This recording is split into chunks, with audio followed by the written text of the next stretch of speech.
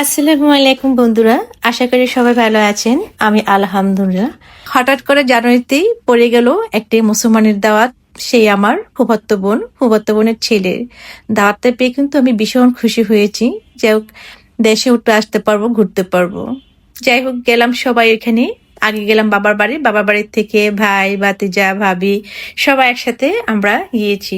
যার পর খাবারগুলো গরম গরম দেওয়া হয়েছে। প্রথমে আমাদেরকে দেওয়া হয়েছে পোলাও, তারপর ভেজিটেবল ফ্রাই। এখন আমরা সবাই একসাথে বসে এক টেবিলে বসে খাচ্ছি। খাবারের স্বাদটাও দেখতেছি। খাবারটা মানে ফ্রাইটা কি বলবো, অসম্ভব অনেক মজা হয়েছে।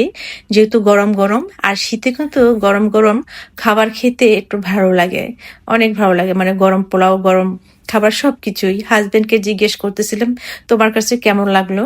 যে সবার জিভের স্বাদ তো একরকম না হতে পারে, সেও বলতেছে আমার মতন অনেক মজা হয়েছে ফ্রাইটা।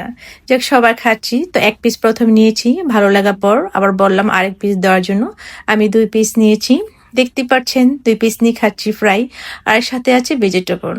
যে খাচ্ছি সবাই টেবিলে, গল্প করতেছি, খাইতেছি। পাশে আছে আমার মেজু ভাই ওয়াইফ, আর সাথে আছে 3 ভাতিজি, আমার হাজবেন্ড, আমার হাজবেন্ডের সাথে আছি আমার মেজু ভাই।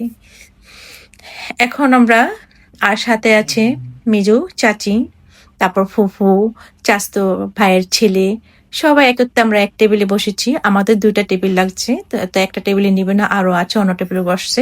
এখন আমার ফ্রাই খাওয়া শেষ, এখন আমি রোস্ট নিয়েছি। মানে আমি অনুষ্ঠানে গেলে সবকিছুই খাবার যা যা আইটেম করে অল্প অল্প করে খেয়ে টেস্ট দেখি কেমন, মানে স্বাদটা কেমন রান্নার বাবুচি।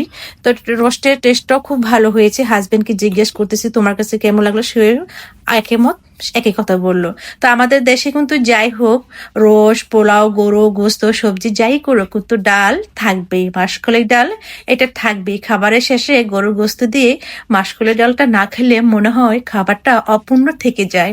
তো এখন দেখতে পাচ্ছেন আমি গরুর গোস্তর সাথে মাসকলাই ডাল নিয়েছি। আমি কিন্তু রাইস অল্পই নিয়েছি, বেশি নিইনি। এর সাথে সবকিছু টেস্ট করেছি। এখন খাওয়া দাওয়া সব শেষ হয়ে গেছে। খাবারের শেষে এখন আমরা খাচ্ছি দইয়ের পালা। আমার সাথে আছে ছোট ভাইয়ের মেয়ে, মেজু ভাইয়ের মেয়ে আরুষি, নুসরাত। এই হচ্ছে বড় মেয়ে রাজকন্যা, আমাদের বড় রাজকন্যা। এটা বড় ভাইয়ের বড় মেয়ে, আমাদের আদরের দুলালি। আমি কে অবশ্যই আমাকে সবাই চিনেন। আমি কে বলা কিছু নেই। কিছু বলবা, অডিয়েন্সকে কিছু বলতে চাও? খুব লজ্জা পাচ্ছে আরুষি, খুব লজ্জা পাচ্ছে।